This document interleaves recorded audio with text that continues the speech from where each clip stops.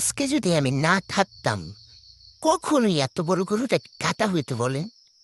এই যে ১ম থেকে শেষ পর্যন্ত গরুটা কেটে টেটে তারপরে এই যে দেখেন, এইগুলা টাইনা-টুইনা বাড়িতে নিয়ে যাওয়া মানে আমি তো ভাবি আমি না থাকলে কি যে একটা অবস্থা হইতো।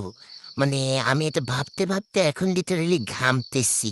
যে এত কাজগুলো আসলে কে করতো? ভাইরে ভাই! মানে গোস্ত কাটতে, কাটতে এগুলা টানতে, টানতে আমার জীবনটা শেষ। তারপরে এই যে বাসায় আসার পরও এইগুলা এই যে কাটাকাটি, পাশাপাশি হচ্ছে এইগুলা ভাগ বাটোয়ারা করা। মানে আমি শুধু ভাবতেছি আমি এত কাজের কেমনে হইলাম? মানে কেমনে আমি এত কাজ করতে পারি? উফ! আমার নিজের উপরেই গর্ব হচ্ছে। মানে মাঝে মধ্যে তো আমি নিজেকে নিয়ে এত প্রাউড ফিল করতেছি যে আমি যদি আজকে না থাকতাম কি হইতো? কিভাবে কি করতো তারপরে এই সবাই? যে দেখেন, আমি যদি না থাকতাম এগুলা কিভাবে আর সবার বাড়িতে দিয়ে আসা হইতো? মানে আমি তো ভাবি আমি না থাকলে আজকে এই কাজগুলো কে করতো গাইস? এই যে, যে সবচাইতে দুর্বিষহ একটা কাজ ভুঁড়ি, উফ!